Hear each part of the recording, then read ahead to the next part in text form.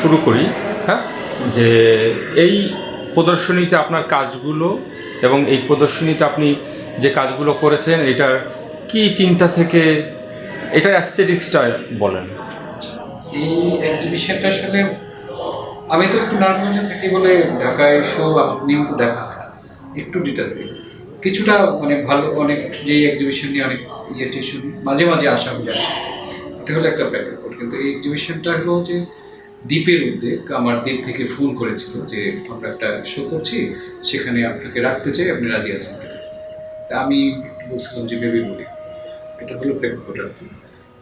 এক্সিবিশনটা কী পারপাসে হবে, কি অতটা জিজ্ঞাসা করলেও ওরা অতটা বুঝাইতে পারে।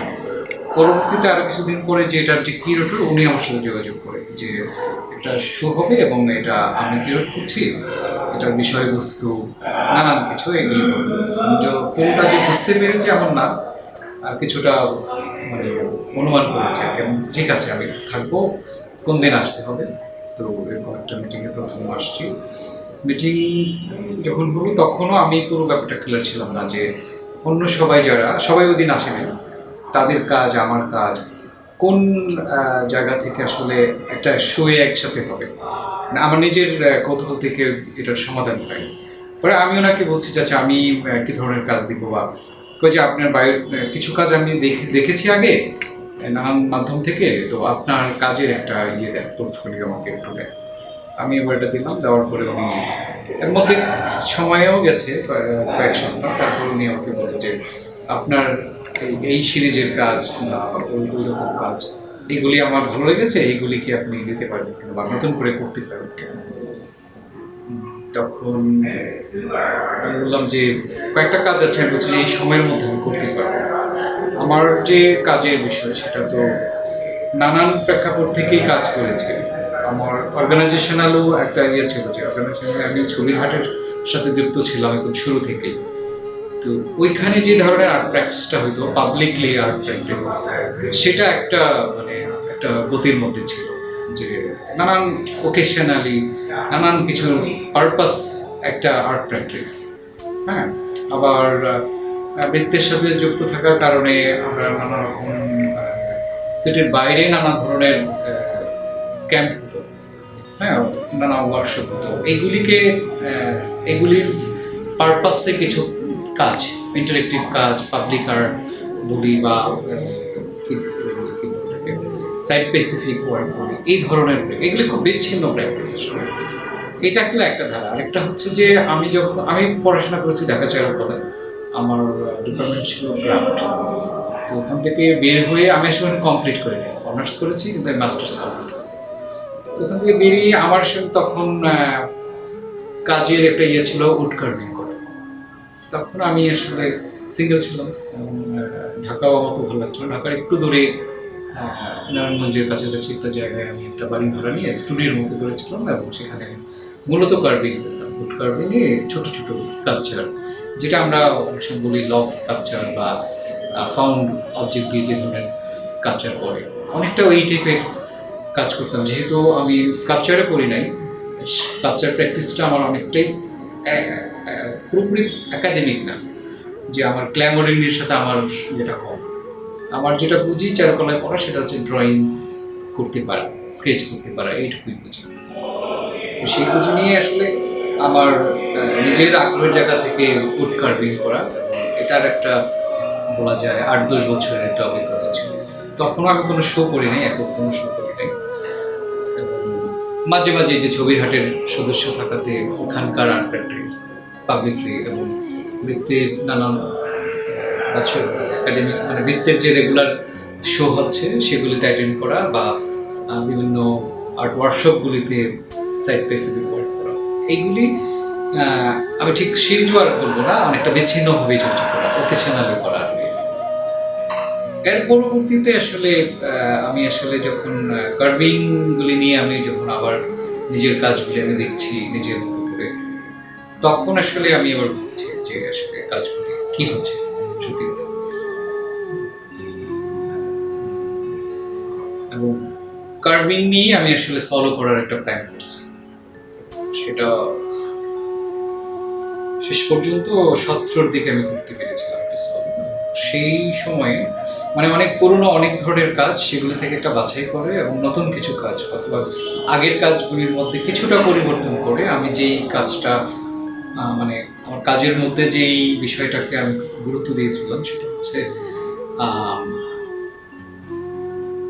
যেই বিষয়গুলি নিয়ে কাজ করি কাঠ কাঠের একটা নিজেরও একটা ফর্ম আছে এবং বস্তু হিসেবে তার একটা ধরন আছে, যে আমি যে কাঠগুলি করতাম একটু ফেলে দেওয়া কাঠ, পুরনো কাঠ। আবার যেহেতু নানান সময়ে নানান অ্যাক্টিভিস্ট বেস কাজও হয়েছে, তখন কাঠ কাটা না কাটা, কাঠের সাথে মানে এটার কি বলা যায় যে এটা কতটা দরকার, কাঠ কেটে আমি কেন কাজ করবো, এমন প্রশ্নগুলিও ছিল কাজ করতে করতে। সেই জায়গা থেকে আসলে আমার কাজের একটা জায়গায় আমি গিয়েছিলাম যে হিউম্যান ফিগার একটা বড় বিষয় মানুষ স্কালপচারাল প্র্যাকটিসের ক্ষেত্রে। আমি ওখান থেকে যেটা শোবে কাঠ, গাছ বা এই জড় জীবন, এটাই আমার একটা বড় সাবজেক্ট হয়ে ওঠে আর কি। যেহেতু কাঠটা কার্ভিং করতে অনেক সময় লাগে এবং কাঠের সাথে সম্পর্কটা অনেক সময় ধরে হয়, তো আমার ওই এক্সিবিশনটা আমি সাজিয়েছিলাম ওইভাবেই। আমার কাজের বিষয়গুলি ছিল কাঠের ঢাল, ওইটাই বিষয়। বা একটা কাঠের থেকে নতুন একটা ডাল কুড়ি অঙ্কুরোদ্গম হচ্ছে, অথবা একটা ফুল বেরোচ্ছে, বা একটা কাঠের মধ্যে একটা আলাদা একটা অর্কিড, এই ফর্মগুলিকে আমি একটু গুরুত্ব দিয়েছিলাম আমার কাজে। এবং আমার কাজের একটা বিষয় ছিল যে কাঠের নিজের যে জীবন সে নষ্ট হচ্ছে, আবার নষ্ট কাঠের মধ্যে আবার আরেকটা গাছ পরগাছা হচ্ছে, অথবা একটা বীজ পড়ে যাচ্ছে ওটার মধ্যে থেকে আবার আরেকটা গাছ হচ্ছে। আমি অথবা একটা গাছের ফুল যখন ফুটে তার মধ্যে একটা ক্রিয়া হয়, হ্যাঁ মানে ফুলটা ফুটে আবার ফুলটা ঝরে যায়। আমার কাজের বিষয়গুলি ছিল তখন এগুলিকে ঘিরে।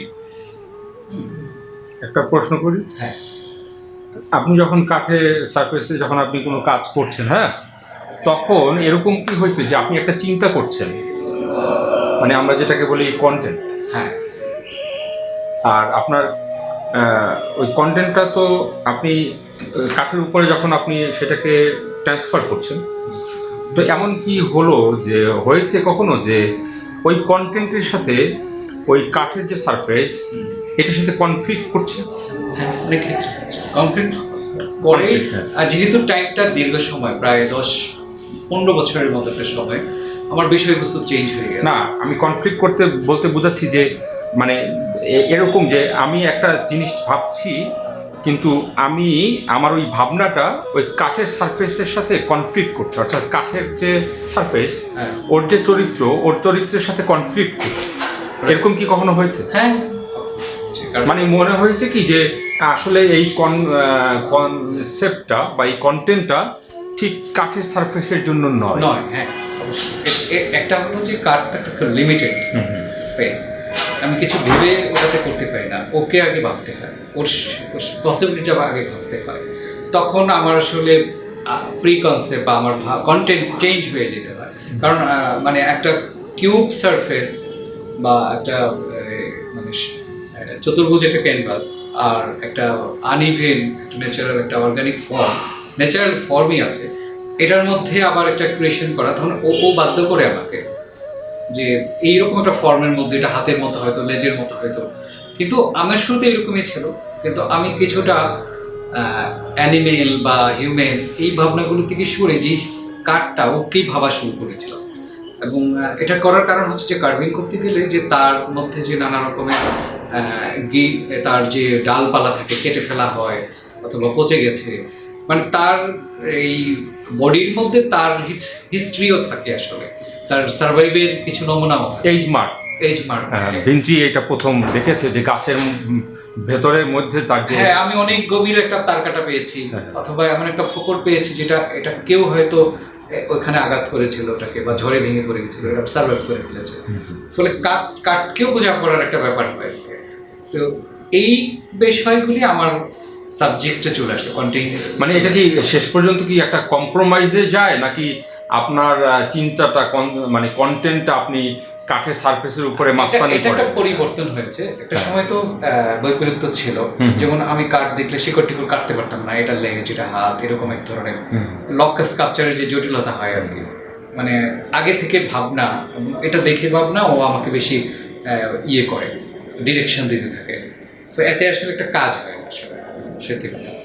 ডেভেলপমেন্টটা কিভাবে হয় যে আপনার আপনার যে ফর্মটা, মানে আপনি কাঠ দিয়েই তো করেন কাজটা, তাহলে আপনি একটা চিন্তা নিয়ে কাঠের কাছে যান এবং দুইটা মিলে একটা জায়গায় আসে, নাকি আপনি আপনার চিন্তাটা আপনি ওই কাঠের উপরে চাপায় দেন? এটার প্রক্রিয়াটা হচ্ছে যে আমার ওই সময়ের কারণে এই প্রক্রিয়াটা চেঞ্জ হয়েছে। যেমন আমি একটা জিনিস ভেবে কাজ করতাম, অনেক দিন ধরে কাজগুলি দেখে আর ভালো লাগতো না, ফেলে রাখতাম, এটার আরেকটা জিনিস বানাতাম, যেহেতু কাঠটা রয়ে গেছে, কাজটা ভালো লাগছে না এই সারফেসে, তখন কাঠের শেপটা আবার আরেক নতুন বাস্তবতায় আমার ক্রিয়েট করা একটা শেপে আসছে, সেটাকে আমি আবার হয়তো আরেকটা এরকম একাধিকবার আমি শেপ চেঞ্জ করেছি, বিষয় চেঞ্জ করেছি। আমার ওই 10-15 বছর এরকম একটা প্রক্রিয়া গেছে। হ্যাঁ, এর মধ্যে দিয়ে কাঠ নিজে আমার সাবজেক্ট ইয়ে হয়ে গেছে, মানে কন্টেন্ট হয়ে গেছে। সেই মানে এখন কাঠই আপনার বিষয়বস্তু, তাই তো? তখন আমি আসলে শোয়ের চিন্তাটা করি এবং এটাকে ঘিরে আমি একটা শো করি। তখন কিছু প্রিকনসেপ্ট কাজও করি, যেমন এই যে যেমন অঙ্কুরোদ্গম, এইটাই বানানোর চেষ্টা করেছি কাঠে যতটা পেরেছি। সেই কাজটা দেখা গেল যে লং টাইম করা যে কাজ, তার সাথে এটা অতটা যায়নি, মানে মানে কিছুটা কৃত্রিম মনে হয়েছে আমার কাছে। মানে বিষয়টা হলো যে আপনি যে আপনার যে বস্তু যেগুলো আপনি মানে কাঠ বা যেটাই হোক, আপনি ওইটাকে আসলে ওইটার চরিত্র অনুযায়ী ওকে ডেভেলপ করেন, তাই তো?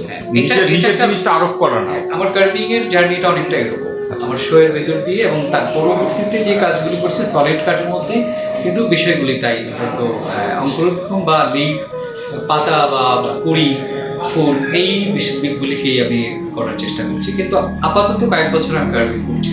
আর এই এক্সিবিশনের বিষয়, হ্যাঁ, এরপরেও আমি কিছু জাং ম্যাটেরিয়াল দিয়ে কাজ করেছিলাম হবে মাঝখানে, সেগুলির মধ্যেও কিছু হতে পারে। এই এক্সিবিশনের বিষয়, এই এক্সিবিশনের মধ্যে হচ্ছে যখন আমাকে কিউরেটর কন্ট্যাক্ট করে এবং উনি স্পেসিফিক কিছু কাজ আমাকে বলে, তার মধ্যে কিছু আছে যে আমি এই টাইমে করতে পারবো না, আর কিছু আছে আমার করাই আছে, উনি ওটাই চাচ্ছে। যেমন আমার কাগজের যে বরফি বা ঝাড়ক, এইটা আমি একটা প্রথম করেছিলাম টাঙ্গাইল একটা সাইট স্পেসিফিক একটা প্রজেক্টের মধ্যে, আর অল্প করে। তারপরে আমি ন্যাশনাল ইয়েতে স্বাধীন ভাইয়ের কিউরেশনে উনি আমাকে বললো যে তোমার ওই পেপার কাটিংয়ে একটা বড় করে কাজ করতে হবে। এইটা আমার একটা চারুকলা আসার আগের অভিজ্ঞতা, এটা আমি করতে পারতাম, এবং এই টেকনিকে আমি আসলে নতুন করে কিছু লার্জ স্কেলে করতে চেয়েছিলাম। যে এটার সাথে আমি এটা কেন করতে ছিলাম, এটা হচ্ছে যে আমার এই অঞ্চলের যে কাজ, এই অঞ্চলের মানুষের মধ্যে যে প্র্যাকটিসটা ছিল একদম সামাজিকতা, যে কোনো কাজে ডেকোরেশনের পারপাসেই হোক বা সৌন্দর্যের জন্যই হোক, মূল কথা হচ্ছে একটা নান্দনিক বোধ, নান্দনিক সৌন্দর্যের চেতনা তার মধ্যে প্রচ্ছন্নভাবে ছিল, এবং এটা সে করে আসছে। এর একটা দুইটা ধারা আছে, যেমন হিন্দু ইয়ের মধ্যে তারা সাদা কাগজে পেন্সিল করে বা বাটালটা কেটে কেটে একটা জিনিস করে, আর মুসলিম ইহাতে যে কোনো ফেস্টিভ্যালে রঙিন কাগজ ভাঁজ করে কাটার একটা ট্রেডিশন। আমি এটা ছোটো সময় থেকেই করে আসছি, প্রচুর করতাম তখন। এইটাকে কীভাবে এই আমার এই যে এখন আমরা যে ফাইন আর্টস ভিত্তিক যে আমরা আর্ট প্র্যাকটিস করি, এবং তার সাথে আসলে আমার নিজের অভিজ্ঞতা আসলে যায় না। হ্যাঁ, আমি চারুকলা পড়েছি, কিন্তু আমার যে বেড়ে ওঠা, আমার যে ইচ্ছা রুচি, তার সাথে কোথাও জানি আমি মনে হয় আমার কাজটা হচ্ছে না, এবং আমার কাজটা কী হতে পারে, এই ধরনের একটা অন্বেষণ থেকে এটাকে নিয়ে আমি অনেক বছর ধরে ভাবছি, কিন্তু করে উঠতে পারি নাই। ওই টাঙ্গাইলেই প্রথম সুযোগ পেয়েছি যে একটা অজ এলাকায় সব আর্টিস্টরা গিয়েছে, তারা যার যার মতো করে ক্যানভাসে আঁকছে, আমি ক্যানভাসটা নিলাম না, আমি ওখান থেকে কাগজ কিনে আমি একটা বিশাল করে এই ঝালর কেটেছি। আমার তখনই মনে হয়েছিল যে এটা এই সাধারণ মানুষ যারা দেখতে আসবে তাদের অভিজ্ঞতার সাথে এটা অনেক বেশি যায়, এবং তারা এটার সাথে পরিচিত। সিরামিক্সের কাজটা, এটা কি সিরামিক্স? এটা সিরামিক্স করা। ওটার উপরে কি এটা ড্রয়িং? এইটা হচ্ছে উনি আরো অনেকগুলি কাজের ইয়ে বলছিল, তো আমি এই সময়ে বলছিলাম যে সময়ের মধ্যে আমার এটা করা সম্ভব না, প্রায় 15-20 দিনের মধ্যে। তো আমি বলছি না, আমি তখন এই ড্রয়িংগুলি দেখাই। এই ড্রয়িংগুলি ছিল আমার মূলত 2015 দিকে করা, 14-15 দিকে আমি সিরিজ ড্রয়িং শুরু করেছিলাম। অনেকটাই হচ্ছে যে আমার নিজের একদম নিজের যে ক্যারেক্টার, নিজের যে আকাঙ্ক্ষা বা প্রবৃত্তি, সব কিছুকেই আমি নিজের সাথে এক ধরনের কনভারসেশনের মতো নিজেকে নিজে চেনার মতো একটা স্টোরি। এটা প্রথম শুরু করেছিলাম আমি রেসিডেন্সিতে গেছিলাম 3 মাসের জাপানে। তখন আমি খুব আইসোলেশন ছিলাম, তো তখন আমি ড্রয়িং করি। আমি প্রচুর খাতায় এই ড্রয়িং করেছি। কিছু ড্রয়িং আছে সরাসরি অনেক হিউম্যান বডি নিজে নিজে কালার, এটা কি মানে সিরামিক্সের কাগজে ড্রয়িং জাস্ট কল না, এইখানে যেগুলো সিরামিক্সের উপরে, সিরামিক্সের উপর সাদা সিরামিক্স দিয়ে ড্রয়িং সাদা সিরামিক্স দিয়ে বার্ন করা। বানানো। আচ্ছা আচ্ছা। তো এই সিরিজেরই আমি কাজ করতে করতে বর্তমানে আমি যে কাজগুলি করছি, যেটা হচ্ছে যে আমার যে চিন্তার মধ্যে বয়স এবং নানান কারণে যে চিন্তার প্যাটার্ন চেঞ্জ হয়েছে, আমার যে ছোট সময় সেখানকার সাথে আমার একটা ডেটা আসছে, হ্যাঁ, ভাবনা করতে, মানে বিলিভের জায়গা থেকেই আমার মধ্যে একটা বিশাল পরিবর্তন হচ্ছে। যে আমি যখন চারুকলে করি বা কলেজ লাইফ থেকেই আমার মধ্যে এক ধরনের নাস্তিকতার ইয়েটাই ছিল, বেশি প্রভাব ছিল, এবং আমি খুব নাস্তিক বলতে নিজে স্বাচ্ছন্দ্য বোধ করতাম। আবার একটা টাইমে এসে আমি আসলে এটাতে স্বাচ্ছন্দ্য বোধ করি। আমার মধ্যে অনেকটা যেটাকে বলা তিন্দ্রিয়তা অথবা মিস্টিসিজম, স্পিরিচুয়ালিজম, এগুলির দিকে মিস্টিসিজম, এগুলির প্রতি আমার একটা চরম ইয়ে তৈরি হয়, আকর্ষণ তৈরি হয়। যেটা হয় যে নিজের শৈশবের সাথে কানেকশনটা এর মধ্যে দিয়ে পাই। আমার নানা, বাবা, চাচা, একটা ওই তাদেরকে বেশি মনে পড়ে। আমি যখন এই এই যে বরফির কাজটাই যখন করি, তখন আমি অনেক বেশি নস্টালজিয়া এবং স্মৃতির মধ্যে বেশি চলে যাই, এবং এই স্মৃতির ভিতর থেকে আমি আসলে অনেক বেশি পাই যে হচ্ছে জিকির হচ্ছে, একসাথে জিকির করতেছি, এবং কি বলা যায়, একটা সামগ্রিক একটা অনুভূতি আছে অনেকে মিলে। কিন্তু নগরে আসার পরে আমি আসলে একা, কারোর সাথে আমার কোনো টেম্পার মিলছে না, বা কারোর সাথে আমার কোনো যুক্ততা হচ্ছে না। যেটা যুক্ততা মনে করতাম, বন্ধু বান্ধব অ্যাক্টিভিজম করছি, কিন্তু একটা সময় দেখছি যে চিন্তায় কারোর সাথে আমার আসলে যাচ্ছে না, বা আমি একলাই। হ্যাঁ, এটা ঠিক আর্নিং এর বা জীবনযাপনের জায়গা না, শুধু অ্যাজ এ ব্যক্তির অবস্থা থেকে মনে হচ্ছে যে একলা হয়ে যেতেছে। এবং তখন থেকেই আসলে আমার কাজেরও একটা ইয়ে আসছে, এবং আমি নিজের আঁকা শুরু করেছি অনেকটা বেশি। যে আঁকাগুলি হচ্ছে যে আমি নিজের যেভাবে দেখতে চাই, নিজেটা কেমন, এমনটা। এই ড্রয়িংগুলির শুরুটা এরকম। এই ড্রয়িংটা আবার এখন যে করে করছি, সেই ড্রয়িংগুলির মধ্যে আবার চলে আসছে আয়না, যে নিজের দেখার জায়গা থেকে আয়নাটা আসে। এবং এই গত 5-7 বছরে আমার কাজ বলতে আসলে শুধু ড্রয়িং। মানে ড্রয়িং এর Drawing কি এবং- চিন্তা করে ড্রয়িং গুলো করা, ড্রয়িংগুলি একদম নিজের মানে সেলফ রিয়েলাইজেশন। এবং তার সাথে অ্যাক্টিভিজম খুব কম। দীর্ঘ সময় এসেন্সিয়াল কেন্দ্রিক সোশ্যাল অ্যাক্টিভিজমের সাথে যুক্ত ছিলাম, এবং এই জায়গাগুলি আমার আর নাই। কাল সাগানের একটা কথা আছে, যেটা হলো ইনসাইড টার্নস আউট, মানে ভেতরটা বাইরে চলে আসে। ভেতর আমার এটা ভেতরটা অনেকটাই 40 না, তো 45-40 পর থেকেই আছে ভাবনায়, কিন্তু খুব প্রবল হয়েছে আরো 7-8 বছর আগে থেকে। মানে 12-13 থেকে আমি ড্রয়িং শুরু করি পুরোদমে। 14-15 থেকে এই ড্রয়িং এর পরিমাণটা বাড়ে, এবং ছেলে হওয়ার পর ছেলে একটু বড় হচ্ছে, আমার ড্রয়িং এর উপর ওভারল্যাপ করে, তখন থেকে আবার স্কেচ শুরু করছে এগুলো ঠিক করতে গিয়ে। এখন ড্রয়িংও হয়, অনেকটা স্কেচ হয়, বিশেষ করে পেনের ড্রয়িং হয় সরাসরি, পেনই স্কেচ করি। একাডেমিকলি আমি ক্রাফটে করছি, তো পেনটা আমি কম করেছি, পেন্সিলে করেছি, চারকোলে করেছি, তো এটা আমি অ্যাভয়েড করেছি। আপনার কাজের ক্ষেত্রে এই এই এই যে অ্যাম্বিয়েন্সটা বা এমন কোনো আর্ট ঘরানা, এটা প্রভাব আছে?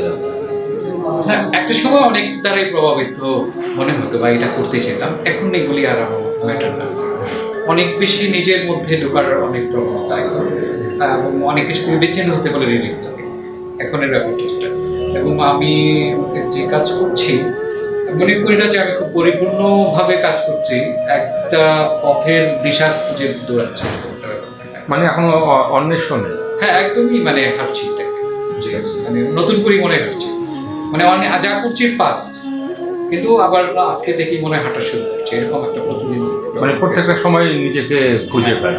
এখন আমার ওই যেটা থাকে যে দলে থাকলে একটা ইঁদুর দৌড় থাকে, বা এইগুলি এমনি আমি কোনোভাবেই ক্যারিয়ার বলতে যেটা হয় এটা ছিলাম না, এবং এটা না ছিলাম না বলেই আমি আসলে কিছু বিচ্ছিন্ন হতে পেরেছি।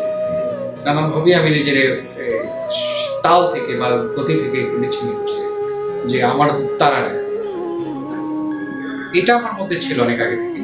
ফলে এখনের যে কাজ এটা মূলত আমার ড্রয়িং স্কেচ, এবং ড্রয়িং স্কেচের একটা টাইম আমি দিতে চেয়েছিলাম, যেটা জন্য আমার সামনে সলো আছে বলে এই সময়ের কাজগুলো আমি দিতে চাই, একদম এখনকার ড্রয়িং দিতে চাইনি।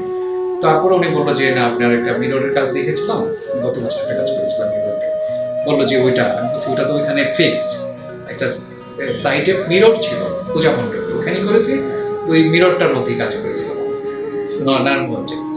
তো যার ফলে আমি ওইটা তো আর আনতে পারবো না, তাহলে দ্বীপে একটা এরকম, তো দ্বীপের কথা চিন্তা করে ছোট্ট করে একটা মিরর বানিয়েছি, আর আমার স্কেচ খাতা থেকে 8-10টা ড্রয়িং এখানে দিয়েছি, যেটা আমি দেখে না বা মিররেও না, অনুমান করে আমাকে আঁকি আর কি, বা আমার মতো করে কাউকে আঁকি এরকম। আপনার রেখাগুলো কি খুব ওয়েস্টার্নাইজ নাকি? এটা মনে হয়, যেহেতু আমার একাডেমিটা একদমই তাই, যে যা দেখি চোখের খুব দেখা কাঠামোগত রেখাগুলো কাঠামোগত। নাকি একটু প্রবহমান? এখন আমি যে রেখাটা দিই সেটা হচ্ছে যে আমি কোনো আমাদের ট্রেডিশন অথবা রিয়েলিস্টিক এইটাকে অত মাথায় রাখি না। আমার রেখাটা হচ্ছে যে চিন্তাকে আমি আঁকি, তো ফলে স্বতঃস্ফূর্তভাবে যেভাবে আসে, হাতের একটা ম্যানার আছে, মানে হাত একটা অভ্যস্ত জিনিস, ফলে ওকে আমি আসলে একটা সময় যেমন আমি একটু ভেঙে ভেঙে ড্রয়িং করার চেষ্টা করছি, করতে বের হয়ে গেছে, আমি মানে মজাও পাই না, যে একটু না ভাঙলে মনে হয়, জ্যামিতিক না করলে মনে হয় এটা মনে হয় যে একটু ঠিক হচ্ছে না, আর্ট হচ্ছে না, এমন এক ধরনের না বোঝা যায় জায়গা ছিল, বা এখনো যে বুঝি ব্যাপারটা তা না, কিন্তু স্বতঃস্ফূর্ততা আমি পাই। কিন্তু আমি যখন রিয়েলিস্টিকটাকেই সহজে আঁকার চেষ্টা করছি, এটা আমার কাছে মনে হচ্ছে যে খুব স্বাচ্ছন্দ্য লাগছে, যে আমারও তো নাক চোখ মুখ লাইট শেড লাইনের বলিষ্ঠতা এগুলো নিয়ে এত ইয়ে নাই, কিন্তু যেটা আঁকতে চাই সেটা পৌঁছেলেই হলো। মানে আপনি কি কোনো কিছু একটা আঁকতে চান সেটাই আঁকেন, নাকি স্পন্টিনিয়াসলি যেটা? দুটো হয়, এই প্রক্রিয়া দুটোই হয়। একটা হলো যে আমি আঁকতে চাইলাম, এটা একটা মাথায় আছে, আঁকতে গিয়ে যেটা দাঁড়ায় তার সাথে আমি কম্প্রোমাইজ করি, যেহেতু আমি এটা কলমে ড্রয়িং করি, বুঝি আমি যখন আম পাতা আঁকছি, আম পাতাটা হলো না, এটা মনে হচ্ছে যে কিছুটা কাঁঠাল পাতা বেড়ে গেছে, তাহলে আমি কাঁঠালের দিকে গেলাম, অসুবিধা নেই আমার, মানে এখানে কম্প্রোমাইজটা আমি করি, কিন্তু অত মূল বিষয় সরে যায় না, যেহেতু হ্যাঁ কেরোট্রি আমি বলছিলাম ঠিক আছে, মিররের একটা আমি কাজ করব, এটা ঠিক আগেরটা না, নতুন করেই আমি একটা ছোট কাজ করবো। হ্যাঁ, তারপর মিররটা আমি একটু ম্যানিপুলেট করেছি, মেক করেছি আর কি মিররটা, এবং এটাতে কিছু ড্রয়িংও যুক্ত করেছি। ড্রয়িং করতে যেটা হয়, মিররের উল্টা দিকে পারদ বসে বসে করা তো খুব ডিফিকাল্ট, তো যেভাবে করা যায়, যে যেটা সহজ হয় এর সাথেই কম্প্রোমাইজ করেছি আমি। এবং তখন মনে হয়েছে যে আমার একটু স্কেচ খাতা থেকে কিছু পাশে ড্রয়িং রাখলে দর্শক বুঝতে ইয়ে হবে, এবং আমার এক কাজের দীর্ঘদিন ধরে একটা প্রক্রিয়া হচ্ছে মানুষের সাথে সহজ করা। আমি যে কাজটা করলাম সবাই যেন চট করে বুঝে যায়, এমনকি আমার মাও যেন বুঝতে পারে, এটা আমার একটা হচ্ছে কমন একটা আগ্রহ, আকাঙ্ক্ষা আর কি, যে কাজ হবে সহজ, এর মধ্যে কোনো দুর্বুদ্ধ থাকবে না। কিন্তু এটা কঠিন বা পারছি না, কিন্তু আমার একটা টেন্ডেন্সি আছে, তো যার ফলে মিররটা করার পরে মনে হলো যে কিছু ড্রয়িং দেবো যেন সবাই এটার সাথে কমিউনিকেট করতে, মানে বুঝতে সহজ হয়, অথবা ওনার মতো করে বুঝতে পারে। এটা ছিল একটা। আর আরেকটা ছিল যে ওই কাগজের কাজটা রেডি ছিল, যে ঠিক আছে আমি এটা দিচ্ছি। এবার আমি ওনাকে কিছু ড্রয়িং দেখালাম, উনি বললো যে আপনার এখনকার ড্রয়িং যেগুলি ফেসবুকে আমি দিই মাঝে মাঝে, এগুলি বলছিলাম একটা সলো আছে, আমি চাই সিরিজটা টোটাল একটা সলোতে রাখবো, ফলে আমি আপনাকে কিছু ড্রয়িং দেখাই।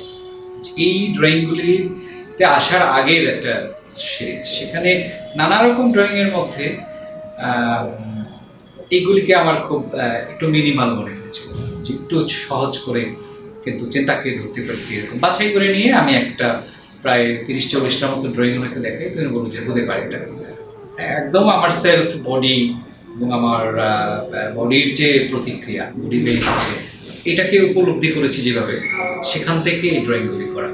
তখন আমি ভাবেছি কাগজে দিব না, আমি একটা নতুন সারফেস, যদি নতুন কাজ মানে এই সময় দেবো, আমি সারফেসটা চেঞ্জ করে বা মিডিয়াকে এখানে অ্যাডাপ্ট করবো এর মধ্যে দিয়ে।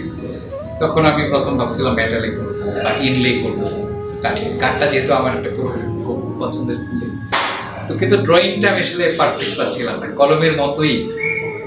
পরে আমার একটা ফ্রেন্ড আছে যে ও মাটির কাজ করে, ও বললো যে মাটিতে এইভাবে করলে মনে হয় ভালো হতে পারে। তো আমি প্রথম কয়েকটা টেস্ট করলাম, দেখলাম যে লাইনের যে ওই ইয়েটা আছে, যে খুব স্বতঃস্ফূর্ত গতিটা, ওটা এটাতে আমি পাই। যেহেতু আমিও ওইটা কলম না করবো, একটা লাইন দিই মাটিতে, একটু ইনগ্রেভ করে নিই মাটিতে, নরম মাটিকে ইনগ্রেভ করে ওর মধ্যে ওই সাদা মাটিটা একটু লিকুইড করে ওখানে এটা পোস্ট করি, এবং একটু ক্লিন করতে হয় আবার, শুকিয়ে গেলে একটু ক্লিন করে ওটার মধ্যে আবার একটু সারফেস ডেভেলপ করছে। আমার কাছে আসলে মাটিটাকে একটা ক্যানভাস বা কাগজের সারফেসের একটা কোনো তল তৈরি করতে চাই, ফ্ল্যাট রাখতে চেয়েছিলাম, যেহেতু ড্রয়িংটা মূলত ফ্ল্যাট, এবং মূলত এটা ড্রয়িং ব্রাউন সারফেসের উপরে সাদা আবার একটু অন্যরকম একটা টেস্ট মানে আমি একটা নতুন কিছুর মধ্যে লোকায়ত একটা টেস্ট আছে ওখানে, তাই না? মাটি। আর আমি যেহেতু এই সিরিজটাতে আসলে আমি বলিকে বীজ হিসেবে দিয়েছি মূলত, যে আমার যে আকাঙ্ক্ষা বিপরীত লিঙ্গের প্রতি আমার যে আকর্ষণ, আমি তখন সত্য বিয়ে করেছি, আমি গিয়েছি 3 মাসের বিচ্ছটা আমার মধ্যে খুব বডিলি আমি তাকে ফিল করেছি সারাক্ষণ। এবং ওইখানকার একটা আলাদা কালচার আমি সবসময় দেখছি যে প্রায় খুব খুব কম কাপড়ে ছেলেমেয়েরা ঘুরে বেড়াচ্ছে, বা তাদেরকে আমি দেখছি।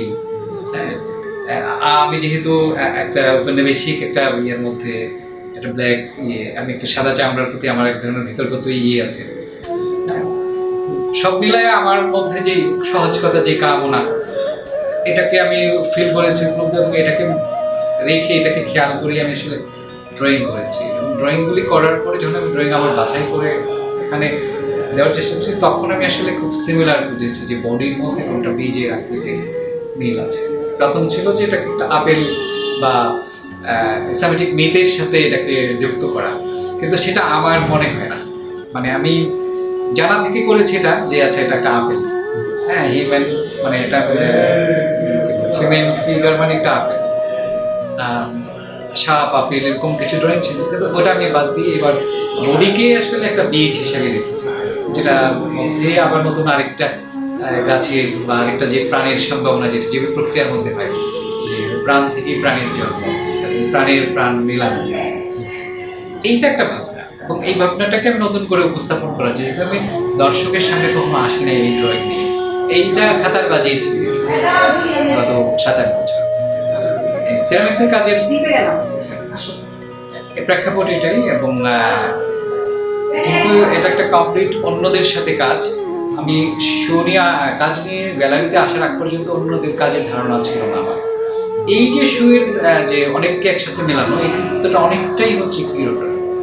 এবং এই কাজের পুরো ভাবনাটা হচ্ছে যে একসাথে নানা ধরনের কাজকে একসাথে করে একটা সময়কে উপস্থাপন করবে, বা এই সময়ের ইয়াং বা এই সময়ের ইয়াং আর্টিস্টদের যে প্রবণতা, এটাকে দর্শকের সামনে হাজির করা, পুরো কৃতিত্ব ক্রিয়েটর। আমি আমার কাজটুকু করে গিয়েছি। ফাইন, আমরা এখন 2 মিনিট শুনবো হচ্ছে বাংলাদেশের আর্ট সিনারিও নিয়ে 2 মিনিট শুনবো। আমি খুব হতাশাগ্রস্ত বাংলাদেশের আর্ট সিনারিও নিয়ে, যেটা হচ্ছে যে আমি যখন যারগুলো করি, আমি যে ধরনের স্বপ্ন নিয়ে আসছি, বা যাদেরকে আমি খুব নায়ক হিসেবে দেখছি, বা যাদের নাম শুনিয়ে আমি চারগলায় আসছি, যে এটা হচ্ছে একটা আর্ট, তারা হচ্ছে আর্টিস্ট, এবং আমি সেই আর্টিস্ট হতে আসছি। হ্যাঁ, এসে যেটা হয় যে একটা প্রতিষ্ঠান, তার কিছু কারিকুলাম, তার কিছু আমি তাদের ছাত্র, এখানে এসে দেখছি যে আমি যে স্কুল থেকে আসছি, যে কলেজ থেকে আসছি, তারা তাদের মতোই, বা কেউ কেউ আরো হয়তো আদর্শগতভাবে তাদেরও মতো না, খুবই মানুষ। আমরা যখন ভুল করি বা করি, নানা রকম রোগ লালসার ভিতরে আছে, তাদেরকে এরকমই লাগছে। এটা শুরুতে মেনে নিচ্ছে, স্বাভাবিক human being. As a artist হিসেবে আমার মধ্যে যে একটা সুপ্রিম একটা ছিল, রেসপেক্ট ছিল, সেখানে আমি এটা মেনে নিতে পারি। আর্টিস্ট তা না, এরকম আমরা যেমন চারকোলায় পরেই সময় থেকে জেনে আসছি যে আমি ছবি আঁকি পুরস্কার পাওয়ার জন্য, আমরা অ্যানুয়াল এক্সিবিশন করি, কম্পিটিশন থাকে, যেটা স্কুলে মার্কের জন্য আমাদের দৌড়াদৌড়ি ছিল। এবং আমার যত মার্কই পাই, আমার থেকেও বেশি পেলে আমার মনটা একটু খারাপ হয়ে যায়। এখানে এসে আমি এটা এই দৌড়ের মধ্যেই ছিলাম। আমিও একাডেমিকলি অ্যাওয়ার্ড পেয়েছি, খুশি হয়েছি, কিন্তু আমি খুব চিন্তা করে দেখছি যে এই বিষয়গুলির সাথে যে আমি চিন্তা করি আর আর্টের সম্পর্কটা কোথায়। যে ইনি একটা বই কবিতা লিখেন বা একটা উপন্যাস লিখেন, উনি কি এটা পুরস্কারের জন্য কোথায় জমা দেন, নাকি ওনাকে মূল্যায়ন করে আরেকটা অন্য কেউ, বা মূল্যায়নটা আসলে প্রয়োজন কিনা। এই যে প্রক্রিয়ার ভিতরে পড়লাম, এটা নিয়ে আমার বরাবরই প্রশ্ন ছিল। প্রশ্ন থেকে আমি চারুকলা পড়াও ছেড়ে দিয়েছি একটা সময়। সার্টিফিকেট আমাকে আসলে একটা মানে আমার মূল জায়গা থেকে সরিয়ে ফেলছে, আমার অর্জন হয়ে যাচ্ছে। আমি আসলে নিজেরই দেখার জন্য বা নিজেকে অর্জন করার জন্য আমি আসলে মূল ফিল্ডে কাজ করছি না, আমি একটা কৃত্রিম ফিল্ডের মধ্যে বসবাস করি। সেখান থেকে আমি আসলে বেরিয়ে নিজের মতো কাজ করার চেষ্টা করছি, যেটা কার্ভিং এর কথা বলবো 8-10 বছর বা 15 বছর এটা আমি আসলে নিজের মতো একাডেমি শেষ করে আমার মতো করে করতে চেয়েছি। এটা অনেকটাই নিজের সাথে বোঝাপড়া করছে, কিন্তু আর্ট ফিল্ড যেটা, সেখানে ছবির হার বা বৃত্তের মাধ্যমে একটা যুক্ততা, দুইটাই হলো শুরুতে মেইন স্ট্রিমের একটা বিপরীত ছিল বলা যায়, বা মেইন স্ট্রিম যারা এস্টাবলিশ তারা এদেরকে দিতে পারতো না। সেখানে আমরা অনেক এনার্জি ফিল করেছি যে আমাদের সাথে একটা বৈপরীত্য আছে, আমি আমার বিলিভের সাথে এটা ঠিক আছে। কিন্তু দিন শেষে দেখলাম যে মানে কি হয় যে মানে বড় হলে যেটা বাছুর বড় হয়ে গাড়ি হয় বা সার হয়, সারের চরিত্রই তার মধ্যে আসে। আমরাও অর্গানাইজেশনগুলির মধ্যে এমন কর্তৃত্ব বা মানে তারাও এখন বড় হয়ে কর্তৃত্ব করার হয়ে উঠেছে, নিয়ন্ত্রণ করার চেষ্টা হচ্ছে, যেটা আর্টের আমি যেভাবে আর্টকে বিলিভ করি তার সাথে কোথাও যেন মানে মিলছে না। যার ফলে যে গত কয়েক বছর আগে আমি নৃত্য ছেড়ে দিলাম। মানে ছেড়ে দেওয়ার কারণ হচ্ছে আমার পার্সোনালি কারোর সাথে আমার কোনো বিয়ে নেই, কিন্তু আমার মেনে নিতে আমার অনেক ইয়ে হয়। বাংলাদেশের শেষ প্রশ্ন, বাংলাদেশের মানে এরকম কি কোনো বিষয় আছে যে আমি অনেকগুলো কাজ আপনার সামনে দিই, আপনি ওই কাজগুলো দেখে কি বাংলাদেশকে আইডেন্টিফাই করতে পারবেন? খুব কম আসলে, খুব কম। একটা তো হচ্ছে যে আমি অনেকদিন ধরে যেহেতু এখানে ছবি আঁকি, ইন্টারভিউ করেছি, একাডেমিকলি অনেকের কে চিনি জানি, অনেকের বইয়ে পড়তেছি, অনেকের জীবনে, সেটা হলো একটা কথা। কিন্তু এই বাংলার আর্ট কি হবে এই প্রশ্নের উত্তর আমার কাছে নেই, কিন্তু আমি একাডেমিতে পড়ে পাই এটা একটা বেকল। এবং এটা শুধু আর্ট না, আসলে চিন্তা। আর্ট তো না, আর্টের তো জায়গায় গেলে একটা চিন্তা, যে এই জনপদের মানুষের চিন্তার যে ধারাবাহিকতা, সেটা তো আমরা লস করছি। আমি এটা এখন যেটা ফিল করি যে আমাদের যে লোকগীতি বা লোকসাহিত্যটা কখনোই তার ধারাবাহিকতা হারায়নি, কিন্তু আমাদের সাহিত্যে দেখবেন যে ধারাবাহিকতা লস করেছে ঐতিহাসিকভাবে যদি দেখা। আর আর যেটা ফাইন আর্ট, যেটা শুরুই হয়েছে এর ভেতর জন্মে, এর ওদরটাই হচ্ছে একটা ঔপনিবেশিক কাঠামো, টোটালটাই পাশ্চাত্য ইয়ার মধ্যে দিয়ে। ফলে আমার যেখানে আমার ইগো জন্ম হওয়ার কথা, সেইটাই তো আমি মানে এক ধরনের কি বলে এটাকে, মানে আমি বাদামি হতে পারি, কিন্তু আমার মন প্রাণ সবকিছুই আমার সাথে হোয়াইট হওয়ার চেষ্টাই হলো আমার টোটাল স্ট্রাগল। মানে আমাদের এখানে কি একটা রেখা নাই, যে রেখাটাকে আমরা আমাদের রেখা, বাংলাদেশের রেখা এটা এটা ব্যক্তিগতভাবে অনেক আর্টিস্ট হয়তো এটাকে ছুঁয়েছেন, কিন্তু এর সামগ্রিক প্রকাশ আমি দেখি আমার কাছে মনে হয়। মানে যেমন পটের যে রেখাটা কালীঘাট বা বিষ্ণুপুর ওইসব অঞ্চলের যে রেখাগুলো, আমি অবিভক্ত আসলে গ্রেটার বেঙ্গলের কথাই বলছি, সেখানে তো একটা ক্যারেক্টার আছে, তাই না? যেমন টেরাকোটা মন্দিরগুলো, সেখানে যে ফলো না, এখানে যেমন আমরা বেঙ্গল স্কুল বলবো, বেঙ্গল স্কুল তো হেরিটেজে গেছে, হ্যাঁ, এইটা একটা প্রতিক্রিয়া, এটা মেইন স্ট্রিম কখনোই বলবো না। যে কোনো আমাকে কেউ গালি দিলে আমি পাল্টা গালি দেবো, ব্যাপারটা এরকম, কিন্তু ওটা পাল্টার ভিতর দিয়ে শেষ হয়ে যায়, এটা কখনো মেইন স্ট্রিম হয়ে ওঠে নাই, বা এইটা এই অঞ্চলে প্রবল হয়নি, বা এটার মধ্যে নতুন চিন্তা যুক্ত হয়নি, ট্র্যাডিশনালকে ধারণ করে, মানে একটা বইয়ের পাতার মতো হয়ে গেছে আমার কাছে। এখানে যেমন কামরুল হাসান বা এখানে লোকশিল্প প্রভাবিত অনেক কাজ আছে, কিন্তু এটা মনে হয় যে ক্যানভাস বা পাশ্চাত্য দৃষ্টিতে, মানে যেমন আমাদের এখানে সাবজেক্ট আছে ওরিয়েন্টাল আর্ট, আমি কেন আছে আমি জানি না। আমার কাছে বিশাল প্রশ্ন যে ওরিয়েন্ট কারা আমাদেরকে বলে। আমি যেটা জানতে চাই সেটা হলো যে ক্যারেক্টারিস্টিক ভাবে, যে রেখা বা রঙে আমাদের বাংলাদেশের যে রঙের তো একটা ক্যারেক্টারিস্টিক আছে না, আমরা যেদিকেই তাকাই একটা রঙের ক্যারেক্টারিস্টিক আছে, রেখা বা রঙে আমাদের ওই ক্যারেক্টারিস্টিকটা আসে কিনা পেইন্টিংসে বা আমাদের শিল্পকর্মগুলো? খুব খুব প্রচ্ছন্নভাবে তো থাকে, আমি যখন কাজ করি তখন থাকে। কিন্তু এইটা প্রবল হয়ে ওঠে না এই অঞ্চলে, মানে গোষ্ঠীগত চর্চায়। ব্যক্তিগত অনেক আর্টিস্টই এর মধ্যে দিয়ে আছে, কিন্তু সেটার এটাকে ঘিরে যে এটা মেইন স্ট্রিম হবে, একাডেমিতেও এটাকে মেইন স্ট্রিম করা হবে বা সিলেবাসে আসবে, এমনটা হয়ে ওঠে না। তার মানে আমাদের এই যে যেমন এটা একটা মাইনর হিসেবে যেমন লোকশিল্পে বা গানে যেমন আমাদের পরম্পরাটা কলোনিয়াল হোক, আমাদের পরম্পরাটা কিন্তু আছে, তাই না? লোকশিল্প প্রবলভাবেই এখনো সকল কিছুকে প্রভাবিত করে আমি মনে করি। লোকশিল্প বলতে হচ্ছে যে আমি এখানকার সকল কিছুই, যেমন এটাকে কলোনিয়াল প্রভাবিত করতে পারেনি আমার কাছে মনে হয়। যেমন আমাদের এখানকার ফকির সাধু বা তাদের যে চিন্তার ধারা, এখনো এখানে যখন ব্র্যান্ড সঙ্গীত হয় তারাও তাদের গানকে সুরকে তারা ধার করে, কিন্তু আমার সাহিত্যে এটার প্রভাব খুব কম বা ছবিতে ওইভাবে নেই। মানে আমি হয়তো ক্যানভাসে স্টিল লাইফের জায়গায় একটা দোতারা ঢুকাইতে পারি, ফল থাকে বোতল থাকে, আমি এখানে একটা দোতারার সাজে একতারার সাজে, কিন্তু ওটাকে আলো ছায়া দিয়েই ভাবি আঁকি। মানে আমি ওই যে স্টিল লাইফের জায়গায় আমি একটা এখানকার ইনস্ট্রুমেন্ট ঢুকে একটা মানে একটা শখের খাড়ি ঢুকে, কিন্তু শখের খাড়ির যে আর্ট প্র্যাকটিস এইটা একাডেমিতে প্র্যাকটিস হয়ে ওঠে, মানে রিপ্লেসমেন্ট হয়েছে পাশ্চাত্যের সাথে, অবজেক্ট হয়েছে। কিন্তু এটা তো মূলত তার আঙ্গুর ফলের জায়গায় আমি একটা শখের খাড়ি ঢুকালাম, একটা একতারা ঢুকালাম, কিন্তু টোটাল মেজারমেন্টটা তো তার, প্রক্রিয়াটাই তার। তাহলে এইটা কিভাবে আসতে পারে আমাদের চিত্রকলা বা ভাস্কর্যে, আমাদের এই অঞ্চলের যে গঠন কাঠামো বৈশিষ্ট্যটা, এই বৈশিষ্ট্যটা আসলে কিভাবে আসতে পারে? আপনার কি মনে হয় যে এটা কি আসতে পারে, নাকি এটা গবেষণার বিষয়? এটা বিচ্যুতি যখন হয়েছে, এটার একটা সামগ্রিক মানে কি বলা যায়, মানে অনুধাবন ছাড়া, অনুধাবন ব্যক্তি করছে, কিন্তু এটা সামগ্রিক অনুধাবনের ব্যাপার আছে যে আমি কোথা থেকে বিচ্যুত হচ্ছে।